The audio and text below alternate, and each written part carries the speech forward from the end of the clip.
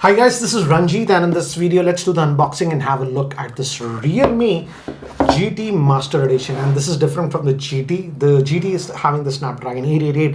This is having the Snapdragon 778. And this will be the second smartphone in India with the Snapdragon 778. If you recall, the Motorola Edge 20 was the first one. I had covered it a couple of days ago, just 2 days ago. So I'll leave the link in this one. And here again at the back it gives us the specs. And guys, regarding the pricing, technically this starts at 26,000. That is for the 6 GB GB and 128 GB of storage. But I checked Flipkart and there it says that the pricing starts at 28,000. That is for 8 GB of RAM with 128 GB of storage. There will be also one more variant with 256 GB of storage. That will be 30,000. And as you can see, Snapdragon 738, again it's a 5G processor. And in terms of 5G bands, this is decent. It has 8 5G bands, so not a joke in terms of 5G. 120 Hz Super AMOLED screen, 65-watt charging. And back is supposed to be a little bit different on this one. We'll look at it. So let's open this up. And as you can see, some minor paperwork, no case, nothing. So I'll just keep that to the side. Here is the device itself. Let's see which color did they send us. So in-display fingerprint scanner on this because of the AMOLED screen. Oh, so this is this gray color. And this is a nice pattern, guys. So feels rubberish. Rubbery feel, but they say this is vegan leather, but I like what they have done. Certainly a lot better than day-to-day brandings that they used to have. So this actually looks pretty cool. I would say this pattern, at least they're trying something new. I don't know over long term, 6 months, how it will look because of the dirt, but as of now, nice. If we open this, okay, this comes out. Oh, so we even get a case, so that's nice. Oh, this is a rubber case, guys, and again has that pattern. So nice. So we are getting this sort of a unique case with this one. So I'll just keep that to the side. And this is that 65-watt charger and the charging cable. And we'll also have a SIM tool, ejector tool. That's it. I'll keep this to the side. So here is the handset. Let's just zoom in a little bit. And we have a secondary noise cancellation microphone here. And here, I'm not very sure, guys, if it's metallic, the inside one, or the chase is plastic. I'll have to check that.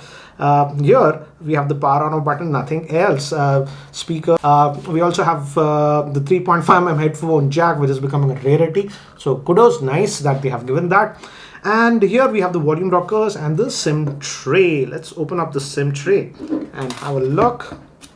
So just dual nano SIM, guys, no micro SD card. Front facing is supposed to be 32 megapixel on this one, and it's supposed to be a Sony sensor. Back camera main is 64, guys, 8 ultra wide, and that 2 megapixel rubbish that we get macro. So let's just power this on now, guys, and it does not feel that heavy. So in terms of weight balance, they have done a good job. Let me just power it on, and guys, let me just set it up, then we will continue. So guys, I've set up the device, actually installed some benchmarks and stuff because I wanted to know how the 778 performs. So let's have a look at this one. And again, I have to say this back, I'm liking this back pattern. It gives actually a decent grip to the device, though we'll have to see how the battery holds for 4300 milliamp hour. Though it's the 778, it's based on 6 nanometers, so it's pretty efficient, but let's see. And I haven't actually removed anything, just installed some benchmark apps. For example, AnTuTu, Adroid, Geekbench, and Speed Test I've installed. I haven't removed anything. First, if we look at it, there is a bunch of bloatware that is installed. Definitely a lot of stuff that is there, and I would suggest if you're buying this device, remove some of these apps, which I'll show you. For example, the first app that you should disable, this is the browser app. Sadly, you cannot remove it. Go to the app info, and here in permissions, actually deny the permissions to this one, and location and everything, no permissions. remove permissions if app is not used. So again, this is one irritating app that I will send you a lot of notifications. So again guys, manage notifications also here. As you can see, it's by default on. Remove this because this will otherwise irritate the heck out of you. There is one more app that on Realme smartphones do send a lot of, and as you can see, a lot of bloatware is there, and you can remove a lot of stuff. For example, let's say this Soloop is a nice one. It's a video centric app. So for example, Moj, if you see, you can uninstall some of the crap, but you cannot install some of the, and Hey Fun is one thing that I would say uninstall. This is also very irritating, keep sending you unnecessary notifications. So again, this is the cleanup that you have to do, daily hunt, etc. So you have to uninstall a lot of junk, and I think so that's how Realme prices their devices slightly lower than competition to offset the cost, but that's the thing. Okay, coming to the screen guys, it's an AMOLED screen. You also have this always on, you have to enable, and this in-display fingerprint scanner, I don't have a problem with this one. And again, it's pretty fluid. On left you get the Google Pane, so that's not a problem.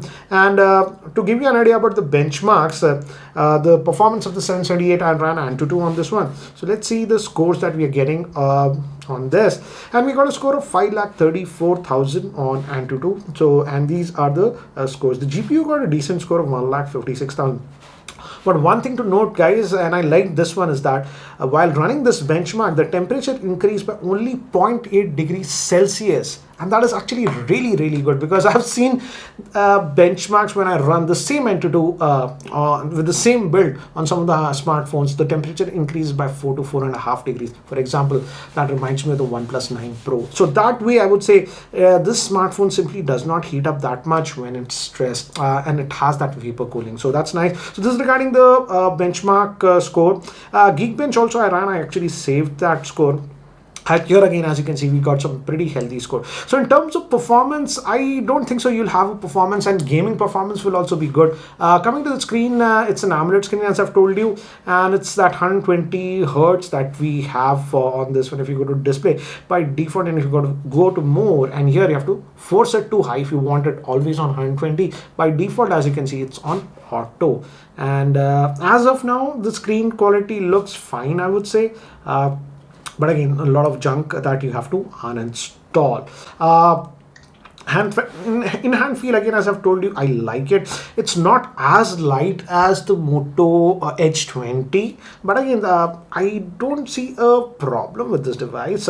Feels comfortable to hold. Relatively, it's not that big in size. The screen size is 6.43 inches. And guys, here are all the specs for your reference. So screen size, I would say it's not that big, because generally we are seeing on other smartphones screen size of 6.7 to 6.8. Okay, now guys, if we move towards the speaker, again, the bottom is again a single speaker, guys. It's not stereo. I was expecting stereo on this one, and if I just play this, as you can see here, that's it. So they should have given a stereo speaker. Yes, they have given a 3.5mm headphone jack, but no stereo speakers, though the single speaker is loud, as you can see, pretty loud.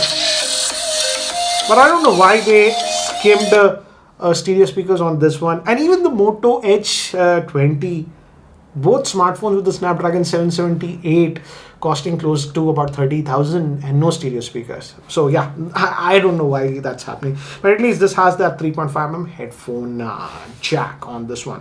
And one more thing I wanted to test is Wi-Fi performance, because they say that it had Wi-Fi 6.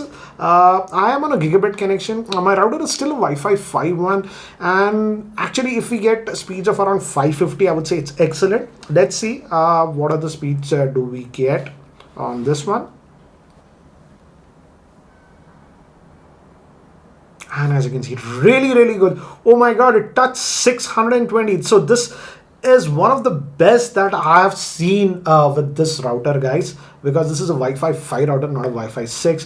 So Wi-Fi performance is excellent, guys. I say it's really good. Anything that gets over 560 on this router, here we got a 611. This is one of the highest, guys, scored. So in terms of Wi-Fi, again, I think so, not a problem. And looks like a decent handset, guys. Now let's also quickly look at the camera. The main camera is a 64 megapixel. Then we have an 8 megapixel ultra wide. They should have gone with the bigger one instead of have this regular 8 megapixel, and I don't know why we still have that 2 megapixel rubbish. I won't show you the interface and bore you guys. It's the same, what do you say, again you have to give the permission. I don't know why it requires permission for I hate this. Why do I deny?